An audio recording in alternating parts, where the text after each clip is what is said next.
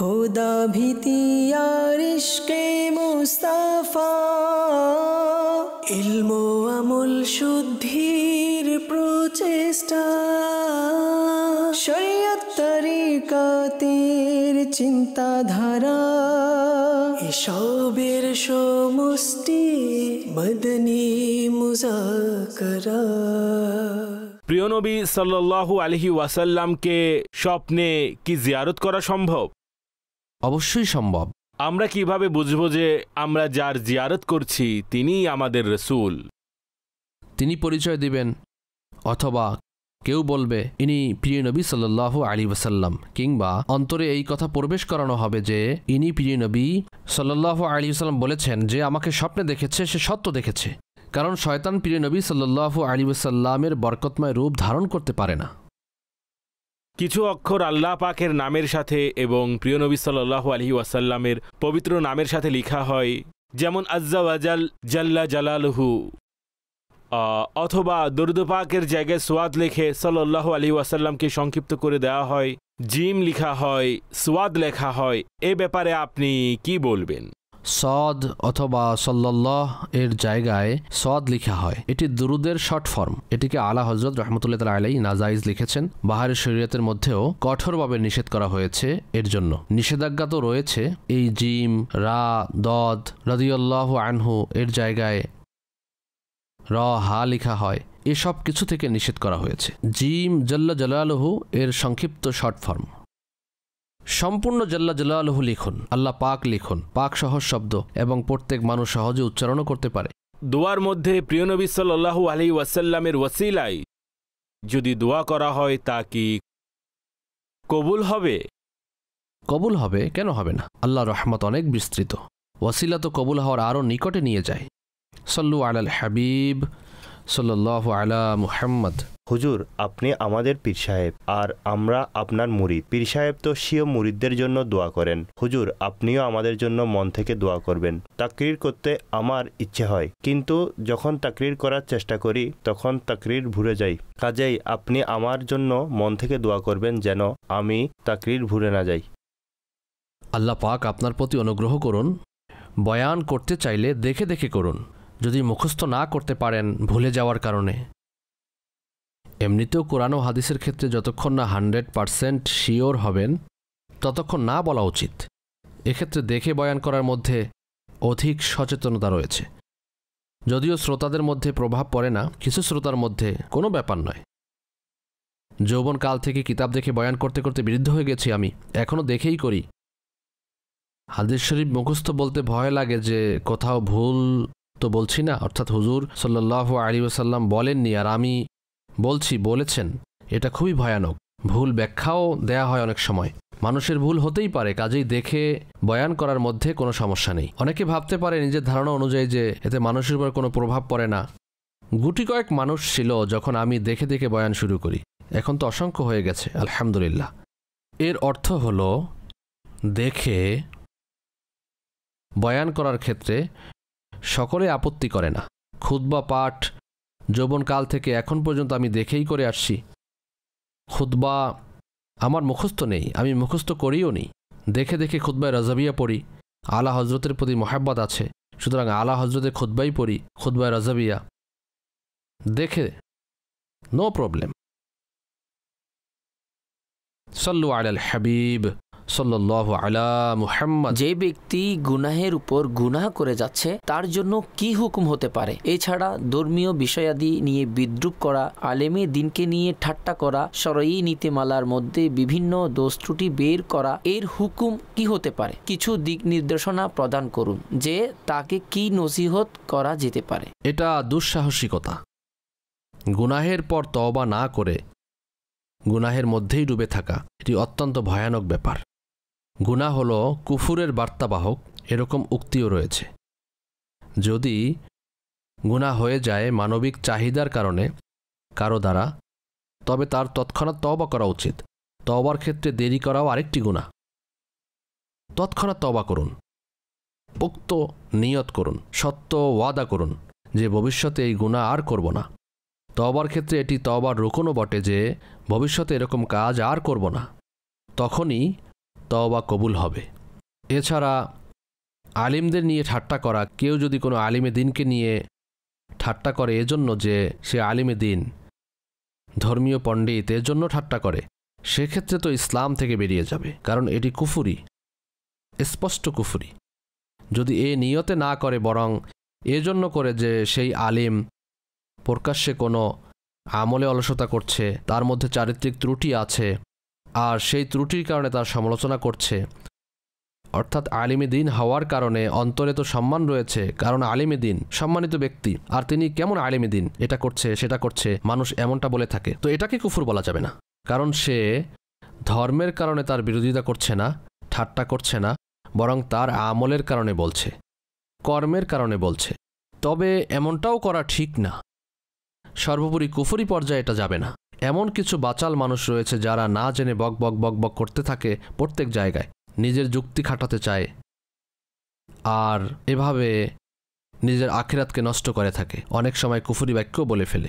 তবে যতক্ষণ না এমন কোনো বাক্য সামনে আসছে যে কেউ এই বাক্যটি বলছে, তখন কেউ ভেবে দেখবে যে এটি কুফরি বাক্য নাকি না। এছাড়া বকবক করতেই থাকে, এজন্য কাফির বলতে পারবো না। কি বকবক করছে আমাদের তো জানা নেই, কাফির কিভাবে বলবো? যতক্ষণ না অকাট্যভাবে জানা যাবে, তবে জিহ্বার লাগাম টানা দরকার। জিহ্বার কারণে অসংখ্য মানুষ জাহান্নামে যাবে। সাল্লু আলাল হাবিব সাল্লাল্লাহু আলা মুহাম্মদ। সোশ্যাল মিডিয়ার মাধ্যমে প্রশ্ন এসেছে, প্রত্যেক ওয়াক্তে কি নতুন ওযু করা জরুরি? একবার ওযু করে কয়েক ওয়াক্ত নামাজ পড়া যেতে পারে, অবশ্য প্রত্যেক নামাজের জন্য পুনরায় ওযু করা মুস্তাহাব। আরও একটি প্রশ্ন এসেছে যে কাজ করা অবস্থায় কম্পিউটারের যে স্ক্রিন রয়েছে আর এর ব্যাকগ্রাউন্ডে নাচ চলছে, আর আমি কাজ করছি, সঙ্গে কম্পিউটারেও নাচ চলছে, এতে কি গুনাহ হবে? যদি নাতের প্রতিও মনোযোগ থাকে তাহলে তো ঠিক আছে, প্রশান্তি মিলে নাচ শোনার মাধ্যমে। কু অভ্যাস কিভাবে দূর করা যায়? যদি কু অভ্যাস গুনাহ সম্পন্ন হয়ে থাকে, প্রতিটা কু অভ্যাসকে গুনাহের মধ্যে ফেলা যাবে না। যদি তা গুনাহ সম্পন্ন হয় তবে এর থেকে তওবা করবে, পোক্ত তওবা করবে, ওয়াদা করবে ভবিষ্যতে না করার। এভাবে ইনশাআল্লাহ এই অভ্যাস চলে যাবে। সিরিয়াসলি নিবে যে আমাকে অভ্যাস ছাড়তেই হবে। এছাড়া হতে পারে এমন কোনো কু অভ্যাস যা অভ্যাস নয়, বরং সামাজিকভাবে ত্রুটি ভাবা হয়, অথবা এমনিতেই ত্রুটিযুক্ত, যা না হওয়া উচিত।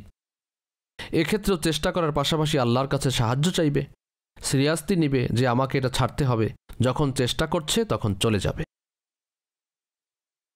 একটি প্রশ্ন এসেছে, লিখেছেন মৃত্যুর পর আখিরাতের জীবন অনন্তকালের জন্য কেন? এই ক্ষেত্রে আমি আরজ করব যে বর্তমানে কেন এর প্রবণতা দিন দিন বেড়েই চলেছে। এমনটা কেন, সেটা কেন, এটা কেন বলা হয়েছে? কয়েক দশক আগেও এমনটা ছিল না, তবে এখন কেন এর প্রবণতা হয়তো মস্তিষ্কে ঢুকানো হচ্ছে অথবা এমনিতেই তৈরি হচ্ছে। প্রতিটা বিষয়ে কেন কেন কেন, এই যে কেন কেন হয়ে গেল, এটা কেন হয়েছে? এখন আল্লাহ ও রসুল যা দিয়েছেন তা আমাদের জন্য শেষ অক্ষর, আর তা মানা ব্যতীত কারো কাছে কোনো উপায় তো নেই, তাই না? মানতেই হবে, মানতেই হবে। কেন হলো মনের মধ্যে এরকম প্রশ্ন তৈরি না হওয়া উচিত। ঈমানের মিষ্টতা যারা পেয়েছে, মুমিন যারা রয়েছে, তারা মেনে নেয় এটি আল্লাহর হুকুম কিংবা নবীর হুকুম সাল্লাল্লাহু আলাইহি ওয়াসাল্লাম। আমান্না ও সাদাকনা, এভাবে কেন কেন করার কারণে অনেক সময় ঈমান বরবাদ হয়ে যায়। আর নাউযুবিল্লাহ, এই প্রশ্ন যদি আপত্তির জন্য করে থাকে যে মৃত্যুর পর আমাদের পরকালীন জীবন অনন্তকালের জন্য কেন, আর নাউযুবিল্লাহ এর দ্বারা উদ্দেশ্য আপত্তি যে এমনটা না হওয়া উচিত, সেক্ষেত্রে ঈমান থাকবে না এমন ব্যক্তির। কোনো মুসলমানের পক্ষে আল্লাহ পাকের যে সকল নির্ধারিত বিষয়টি রয়েছে তার মধ্যে কোনো প্রকার আপত্তি করার কোনো অবকাশ তো নেই, তাই না? এজন্য মেনে নেওয়া উচিত, যেখানে আল্লাহ রসুলের হুকুম সেখানে চোখ বন্ধ। আমান্না ওয়া সাদাকনা, অর্থাৎ আমি এর প্রতি ঈমান এনেছি, আমি এর সত্যায়ন করছি, অর্থাৎ আমি এটিকে সত্য মানছি। সত্যায়ন করার মানে সত্য মনে করা। এই যুক্তি সাধারণত ধর্মীয় বিষয়াদিতেই কেন বেশি হয়ে থাকে। পার্থিব বিষয়াদিতে বিশেষভাবে যদি দেখা হয়, তবে বেশ কিছু বিষয় দেখা যাবে যে আপনি এখনও সেই পজিশনে পৌঁছাননি, এখনও আপনি সে ক্লাসের যোগ্য হননি। এটা আপনার কাজ নয়। যেমন আপনি দেখবেন ডাক্তারের কাছে কেউ জিজ্ঞাসা করে না যে এইসব ঔষধ সেবনের মাধ্যমে কিভাবে আরোগ্য লাভ করবে। কোত্থেকে আপনি এই ট্রিটমেন্ট শিখে এসেছেন? সুতরাং সাধারণত দিনী বিষয়াদিতে কেন এই ধরনের প্রশ্ন উত্থাপন করা হয়? বেশ কিছু ক্ষেত্রে এমনও দেখা যায়, যেমন অনেক বড় জ্ঞানসম্পন্ন ব্যক্তি, তো তার বেশ কিছু কথা আমরা তৎক্ষণাৎ বুঝতে পারি না, তবে দীর্ঘদিন পর সেগুলোর অর্থ আমাদের সামনে প্রকাশ পায়, আর আমরা বুঝতে পারি যে সে যা বলেছিল তা ঠিকই বলেছিল। ওই সময় আমরা বুঝতে পারিনি যে সে এই কথা কেন বলেছিল। পরীক্ষা বলেও তো কিছু আছে, আর এটি ইমানের পরীক্ষা যে আল্লাহ রসুলের বিষয়াদিতে ব্যক্তি শুধু মেনে নেবে। তবে কিছু বিষয় রয়েছে যেখানে সুপ্রসিদ্ধ যে সকল আলিমগণ রয়েছেন তারা হিকমত বর্ণনা করেছেন, আর তা আমাদের ঈমান মজবুতকরণের জন্য করেছেন, না তাদের আপত্তি থাকে এর দ্বারা আল্লাহ রসুলের হুকুমের বিরুদ্ধে। সল্লু আলাল হাবিব সাল্লাল্লাহু আলা মুহাম্মদ। আমির আহলে সুন্নাতের নিকট প্রশ্ন হলো, হুজুর আপনি একটু আগে বলেছেন যে হুজুর সাল্লাল্লাহু আলাইহি সাল্লামের নামের পর সাল্লাল্লাহু আলাইহি সাল্লামের জায়গায় সদ লিখা অথবা আল্লাহ আযজা ওয়া জাল্লার নামের পর জাল্লা জালালুহুর জায়গায় জিম লিখা এটি নাজায়েজ, কিন্তু ইংরেজিতে যখন আমরা লিখি তখন পিস বি আপন হিম লিখি, সেক্ষেত্রে PBUS এর অ্যাব্রিভিয়েশন বানিয়ে আমরা লিখে দিই। সুতরাং এভাবে PBUS লেখাও কি নাজায়েজ? প্রায় সময় হয় কি পরীক্ষার সময় যখন আমরা লিখতে যাই তখন সময় কম থাকে, কাজেই চেষ্টা করি যত বেশি সংক্ষেপে লেখা যায়। সংক্ষেপে লিখলে দেখা যায় সময় সেভ হয়। ওই মুহূর্তেও কি সংক্ষেপে লেখা নাজায়েজ? জিমের ক্ষেত্রে তো আমি নাজায়েজ শব্দ ব্যবহার করিনি, কঠোরভাবে নিষেধ। এখানেও একই বিধান প্রযোজ্য, অর্থাৎ এরও শর্ট ফর্ম না লেখা উচিত। পিচ বিন আপন হিম সম্পূর্ণ লেখা উচিত। সল্লু আলাল হাবিব সাল্লাল্লাহু আলা মুহাম্মদ। আমার প্রশ্ন হচ্ছে, সফররত অবস্থায় নামাজের সময় একেবারে শেষের দিকে, সেই ক্ষেত্রে যদি ওযু করার সময় না থাকে তায়াম্মুম করে কি নামাজ আদায় করতে পারবো? দয়া করে উত্তর প্রদান করুন। সময় শেষ হয়ে যাচ্ছে, নামাজের ওযুর কোনো বন্দোবস্ত নেই অথবা ওযু করলেও সময় চলে যাবে, সেক্ষেত্রে তায়াম্মুম করে নামাজ পড়ে নেওয়া উচিত। পরবর্তীতে যখন কোথাও পানি পেয়ে যাবেন তখন ওযু করে পুনরায় পড়ে নেবেন। এভাবে পড়ে নিলে কাজা করার কোনো গুনাহ হবে না। সল্লু আলাল হাবিব সাল্লাল্লাহু আলা মুহাম্মদ। কবরের পাশে নাম লিখে যে তক্তা লাগানো হয় এর মধ্যে কোরআনের আয়াত বা সালাতু সালাম লেখা যাবে কিনা? আজকাল তো সবকিছু লেখার প্রচলন হয়ে গেছে। এর প্রচলন এতটাই বেড়েছে যে এখন সাইনবোর্ডের মাঝেও লেখা থাকে। আদবের প্রশ্নটা থেকেই যায় এতে। বৃষ্টি আসে, পানি ঢালা হয়, আর সেগুলো ধুয়ে ধুয়ে মানুষের পায়ের দিকে আসে, আরও অনেক কিছু হয়। তবে এটা বহুল প্রচলিত বিষয়, আর এটাকে নাজায়েজ কেউ লিখেছে কিনা তা জানা নেই। আলা হজরত আদবের ব্যাপারে তো এ ধরনের কথা আলোচনা করেছেন, সকলেই করছে। এখন তো মানুষ সওয়াবের কাজ মনে করে এ ধরনের বোর্ড টানায়, লিখিতভাবে দরুদ শরীফ লাগায়। আর এটা আরব বিশ্বেও আছে, এখানে তো আছেই। সল্লি আলান নবী, সুবহানাল্লাহ, উযকুরুল্লাহ, লা ইলাহা ইল্লাল্লাহ, এগুলোর বোর্ড টানানো থাকে। সবগুলো থেকে পানি বেয়ে মাটিতে পড়ে, এর সঙ্গে চতুষ্পদ জন্তুর বিষ্ঠা, পাখির বিষ্ঠা, এগুলো ভিন্ন প্রশ্ন। এসব বোর্ডের ক্ষেত্রে এখন যেহেতু কোনো আলিমের নাজাইজ লেখা আমার জানা নেই, কাজেই সবাই সম্পৃক্ত হলেও কি আর করা যাবে? সল্লু আলাল হাবিব সাল্লাল্লাহু আলা মুহাম্মদ। কিছু এলাকায় এটা প্রসিদ্ধ রয়েছে যে কোনো ব্যক্তি মারা যায় তখন তার পক্ষ থেকে 40 দিন পর্যন্ত খাবার পাঠানো হয়। তাদের বলা হয় মৃতের জন্য খতম পড়ুন। এমন করা কি আবশ্যক? আবশ্যক নয়।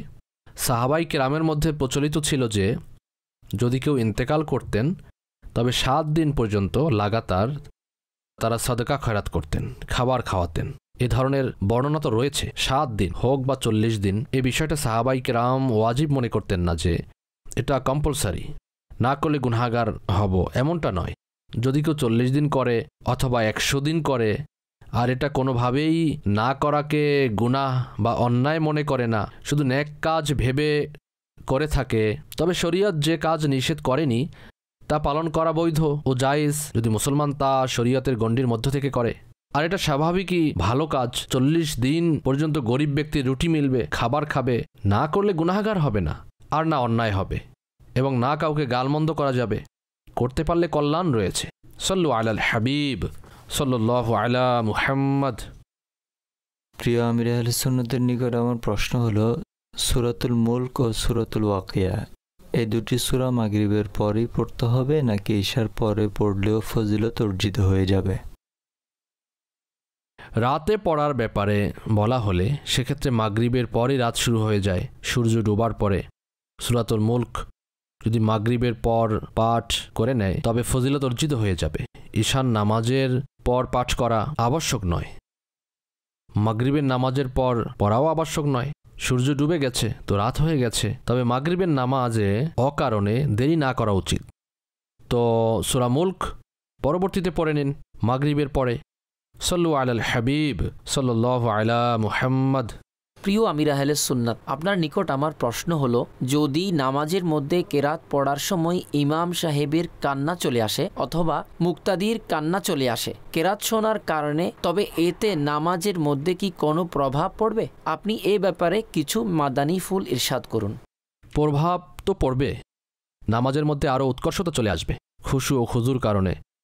ফারুকে আজম রাদিয়াল্লাহু তাআলা আনহু এত জোরে কাঁদতেন যে পিছনে আওয়াজ শোনা যেত। বীর নবী সাল্লাল্লাহু আলাইহি ওয়াসাল্লাম যখন খোদাভীতির কারণে কান্না করতেন তখন বরকতময় বক্ষ থেকে এমন আওয়াজ আসতো যেন হাড়গুলো টকবক করছে, পাকানো হচ্ছে। সুতরাং নামাজে কান্না করা ভালো। সল্লু আলাল হাবিব সাল্লাল্লাহু আলা মুহাম্মদ। আমির আহলে সুন্নাতের নিকট আরজ হল, খুফিয়া তাকদীর কাকে বলে? দয়া করে এই বিষয়ে কিছু বলুন। জাযাকাল্লাহু খায়রা। আল্লাহ পাকের খুফিয়া তদবির হলো আল্লাহ পাকের গোপন কৌশল, অর্থাৎ আল্লাহ পাক আমাদের ব্যাপারে কি সিদ্ধান্ত করেছেন, কি ফয়সালা নিয়েছেন, আমাদের সঙ্গে কি করতে যাচ্ছেন আমরা জানি না, এটাই খুফিয়া তদবির। খুফিয়া মানে গোপন, লুকায়িত। সল্লু আলাল হাবিব সাল্লাল্লাহু আলা মুহাম্মদ। যদি কেউ অপারক হয় সে কি হুইল চেয়ার নিয়ে মসজিদে যেতে পারবে? হুইল চেয়ারের চাকার মধ্যে যদি মাটি বা কাদা লেগে থাকে তবে তা পরিষ্কার করে নিতে হবে, অন্যথায় মসজিদের বেয়াদবি হবে। আর এর প্রচলনও নেই যে মসজিদের ভিতর নিয়ে যাবেন। নিয়ে গেলে মানুষে সন্দেহ করবে যে না জানি এটা ড্রেন হয়ে এসেছে নাকি অন্য কোথাও হয়ে।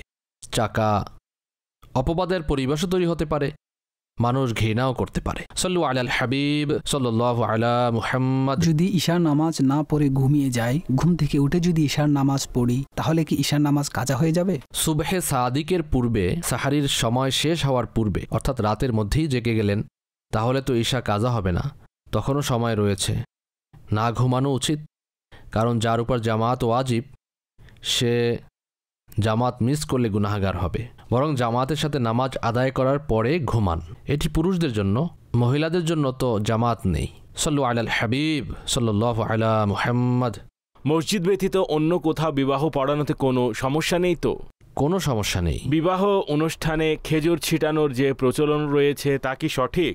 মালফুজাতে আলা হজরতে রয়েছে যে হাদিস শরীফে কোরআনের হুকুম রয়েছে, তবে ছিটানোর মধ্যেও কোনো সমস্যা নেই। বিয়ের খুতবা কি জুমার খুতবার ন্যায় চুপচাপ ও মনোযোগ সহকারে শোনা ফরজ? প্রত্যেক খুতবা মনোযোগ সহকারে শোনা ফরজ। বিয়ের খুতবা হোক, জুমার খুতবা হোক বা ঈদের খুতবা হোক, প্রত্যেক খুতবা মনোযোগ সহকারে শোনা ফরজ।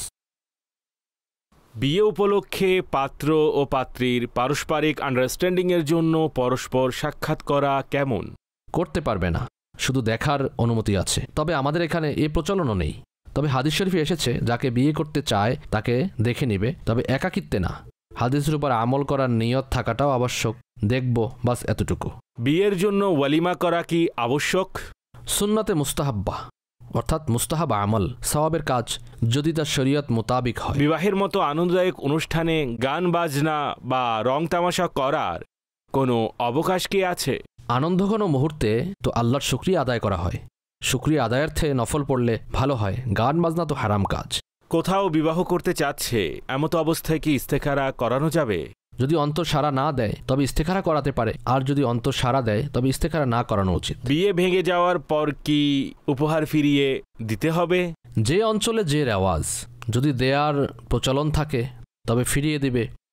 আর যদি ছোটোখাটো জিনিস থাকে এবং ব্যবহার করে ফেলে, এক্ষেত্রে উরুফ থাকলেও দিতে হবে না। উরুফ মানে প্রচলন। কোথাও প্রচলন আছে ফিরিয়ে দিতে হয়, আবার কোথাও নেই। প্রত্যেক অঞ্চলের নিজস্ব রীতিনীতি রয়েছে। অনেক সময় তো এমনিতেই পাত্রপক্ষ থেকে পাত্রীকে স্বর্ণের কোনো অলংকার বা কোনো কাপড় দেয়া হয়, বাগদানের সময় দেয়া হয়। এখন দেখতে গিয়ে যারা উপহার দিয়ে থাকে, যেমন পাত্রপক্ষ পাত্রীকে দিল, তবে এর পিছে তো এই কনসেপ্ট থাকে যে পাত্রী এইসব নিয়ে তো আমাদের ঘরে আসবে। এখন তো বিয়ে ভেঙে গেল, তো পাত্রপক্ষ থেকে কেউ পাত্রীকে মেল করেছে নাকি করেনি এটা তো জানা নেই, দিয়েছে উপহার হিসেবে। এখন বিয়ে তো ভেঙে গেল, তো এখন তারা ভাববে কাপড় এবং স্বর্ণ যা দিয়েছি সব তো গেল। আচ্ছা, কোনো অঞ্চলে যদি ফিরিয়ে দেওয়ার প্রচলন থাকে তবে দিতে হবে। সাল্লু আলাল হাবিব সাল্লাল্লাহু আলা মুহাম্মদ। মানুষের শরীরে যে কম্পন তৈরি হয় এটি কিসের জন্য হয়? মালাকুল মউতের দৃষ্টি দেওয়ার কারণে। হযরত যায়েদ বিন আসলাম রাদিয়াল্লাহু তাআলা আনহু বলেন, হযরত ইসরাইল অর্থাৎ মালাকুল মউত আলাইহিস সালাম প্রত্যেক দিন 5 বার ঘরগুলোর প্রতি তাকায় এবং প্রতিদিন মানুষের চেহারার দিকেও তাকায়। এ কারণেই মানব দেহে কম্পন সৃষ্টি হয়। আচ্ছা, এই ব্যাপারে ইরশাদ করুন যে এক ব্যক্তি নিজে নামাজ পড়ে না, তবে অপরকে বলে নামাজ পড়ো, এই কাজটি কেমন? জায়েজ রয়েছে। হুজুর, মৃত্যু ঘনিয়ে আসার কি কোনো আলামত আছে? কালো চুলগুলো সাদা হয়ে যাওয়া, তবে আগে থেকে সাদা থাকলে সেটা হবে না। পূর্বে চুল কালো ছিল, তবে এখন সাদা হচ্ছে। যেমন এক বাদশার ঘটনা রয়েছে যে সে ঘরের মধ্যে একটি কফিন রেখেছিল, যা দেখে সে মৃত্যুকে স্মরণ করত। একদিন আয়নায় নিজেকে দেখতে গিয়ে দেখল যে চেহারায় সাদা চুল। তখন বলল, কফিন সরিয়ে নাও, আমার কাছে মৃত্যুর বার্তাবাহক চলে এসেছে, অর্থাৎ এখন আমি এই সাদা চুল দেখে মৃত্যুকে স্মরণ করে নিব। এছাড়া এও রয়েছে যে অঙ্গগুলোতে চেঞ্জিং আসবে, পরিবর্তন আসবে, শ্রবণ শক্তি কমে যাবে, দৃষ্টিশক্তি কমে যাবে, শারীরিক দুর্বলতা, যেমন স্বাভাবিকভাবেই বৃদ্ধ লোকের দুর্বল হয়ে পড়া, তার জন্য মৃত্যুদূত একের পর এক মৃত্যুর বার্তা নিয়ে আসছে। এখনো ঠিক হয়ে যান, এখনো ঠিক হয়ে যান, এখনো ঠিক হয়ে যান। বুড়াপে সে চৌকা না চেতা না সম্ভলা যারা भी तेरी गफलतों की है इंतहा भी जुनू कब तलक होश में अपने आ भी जगह जी लगाने की दुनिया नहीं है ये इबरत की जा है तमाशा नहीं है। এই মেসেজ তার জন্য যার সময় এখনো বাকি, অন্যথায় মৃত্যু হঠাৎ হতে পারে। জীবিতদের জন্য এই মেসেজ, অন্যথায় স্বাস্থ্যবান নওজোয়ানরাও ইন্তেকাল করছে, দুর্ঘটনার কারণে মরছে। ভূমিকম্পের মধ্যে তো আবাল বৃদ্ধ সবাই যেই গণ্ডিতে আসে, জলোচ্ছ্বাস সামনে যেই আসবে তাকেই ভাসিয়ে নিয়ে যাবে। হাতি আসলে হাতিকে, বকরি আসলে বকরিকে। এছাড়াও মৃত্যু মেসেঞ্জার মালাকুল মউত প্রত্যেককে প্রতিদিন তীক্ষ্ণ দৃষ্টিতে 70 বার দেখে। আমাদের হাসাহাসি করাও মালাকুল মউতের জন্য বিস্ময়কর। যে মারা যাবে সে হাসে কিভাবে, অথচ আমরা অবহেলার ঘুম থেকে জাগ্রত হচ্ছি না। হযরত সৈয়দুনা মালাকুল মউত সাক্ষাতের জন্য আসেন। তখন হযরত সৈয়দুনা ইয়াকুব আলা নবিয়িনা ওয়া আলাইহিস সালাতু ওয়াস সালাম প্রশ্ন করেছেন, আপনি সাক্ষাতের জন্য এসেছেন নাকি আমার রূহ কবজ করার জন্য? জবাব দিলেন, সাক্ষাতের জন্য। বললেন, আমার মৃত্যুর পূর্বে আমার নিকট আপনার কোনো দূত অর্থাৎ মেসেঞ্জার বা বার্তাবাহক পাঠিয়ে দিবেন। মালাকুল মউত আলাইহিস সালাম বলেন, আমি আপনার নিকট 2 জন অথবা 3 জন দূত বা বার্তাবাহক পাঠিয়ে দিব। পরবর্তীতে যখন মালাকুল মউত আলাইহিস সালাম আসেন, তখন তিনি আলা নবিয়িনা ওয়া আলাইহিস সালাতু ওয়াস সালাম বললেন, আমার মৃত্যুর পূর্বে আপনার দূত পাঠানোর কথা ছিল, সেটার কি হলো? হযরত সৈয়দুনা মালাকুল মউত আলাইহিস সালাম বলেন, ব্ল্যাক অর্থাৎ কালো চুল সাদায় পরিণত হওয়া, শারীরিক শক্তির পর দুর্বলতা এবং সোজা কোমরের পর কোমরের বক্রতা। হে ইয়াকুব, মৃত্যুর পূর্বে আমার পক্ষ থেকে দূত তো এগুলোই। বোঝা গেল এগুলো মৃত্যুর দূত। কোমর ঝুঁকে যাওয়া, শক্তি সামর্থ্যের পর দুর্বলতা এবং কালো চুলের পর সাদা চুল। সাল্লু আলাল হাবিব সাল্লাল্লাহু আলা মুহাম্মদ। পীর মুর্শিদের নিকট আমার আর্জ হলো, চোখের পলক যে লাফায় এটা কেন হয়? আমার বাম পাশের চোখের পলক প্রায়ই লাফাতে থাকে। এ ব্যাপারে অনেকে যা বলে তা মূলত কুসংস্কার বা অন্য কোনো অর্থের দিকে যায়। এ ব্যাপারে রেহনুমাই প্রদান করুন। জায়গা নেই। বাম চোখ লাফানোর কারণে ক্ষতির সম্মুখীন হতে হবে, হয়তো এ ধরনের কোনো কুসংস্কার রয়েছে। সুতরাং এমন কিছু নেই, কুসংস্কার জায়েজও নেই, গুনাহ। বাম চোখ হলো লেফট আই। সল্লু আলাল হাবিব সাল্লাল্লাহু আলা মুহাম্মদ। কিছু মসজিদে কাতার, দেওয়াল, দরজা বা পিলারের এতটাই কাছে হয় যাতে সোজা দাঁড়ানো কষ্টকর হয়, সামান্য এদিক সেদিক হয়ে দাঁড়াতে হয়। এছাড়া যখন রুকুতে যায় তখন সোজা দেওয়ালের সঙ্গে ধাক্কা লাগে, এর ফলে সামনে চলে যায়। এমত অবস্থায় কি করবে? এরকম কাতার করা তো ঠিক না, এভাবে না দাঁড়ানো উচিত, এতে ধাক্কা লাগে। হ্যাঁ, এটাই তো না, যখন সামনে চলে যাবে তখন কাতার বাঁকা হয়ে যাবে। এমন জায়গায় কাতার না করা উচিত। এমনভাবে কাতারগুলোর স্তর বিন্যাস করতে হবে পিলার যেন বাধা হয়ে না দাঁড়ায় এবং কাতারে শূন্যতা তৈরি না হয়। এছাড়া দুই পিলারের মধ্যভাগেও কাতার বানানো হয়, এটাও নিষেধ, অর্থাৎ জায়েজ নেই। জায়েজ এক্ষেত্রে হবে হয়তো মসজিদে জায়গা নেই, মসজিদ ফুল হয়ে গেছে, তখন বানানো যাবে। অথবা জায়গা তো আছে, তবে সে জায়গাটি উন্মুক্ত, যার ফলে বৃষ্টি পড়ছে, অথবা প্রচণ্ড গরম যেখানে দাঁড়াতেই কষ্ট হচ্ছে। তো এমতো অবস্থায় পিলারের মাঝখানে প্রয়োজন হলে কাতার তৈরি করতে পারবে। সাল্লু আলাল হাবিব সাল্লাল্লাহু আলা মুহাম্মদ। আমাদের যে সকল সরকারি কর্মকর্তা আছে তারা নিজের বাড়িতে থাকার পরেও বাসা ভাড়িতে থাকে বলে গভর্নমেন্ট থেকে বাড়ি ভাড়া আদায় করে নিচ্ছে। এই সকল টাকা কি বৈধ হবে? আমির আহলে সুন্নাতের নিকট অনুরোধ, দয়া করে এই বিষয়টির ব্যাপারে রেহনুমাই করুন। সে তো ধোঁকা দিয়েছে যে আমার কাছে ঘর নেই, গুনাহগার হবে। এছাড়া এই টাকা তার জন্য বৈধও হবে না, গভর্নমেন্টকে ফিরিয়ে দিতে হবে, সঙ্গে তওবাও করতে হবে। সাল্লু আলাল হাবিব সাল্লাল্লাহু আলা মুহাম্মদ। শুকনো মরিচ দ্বারা বদনজর দূর করা হয়, এর বাস্তবতা কি? বাস্তবতা তো সকলের সামনেই।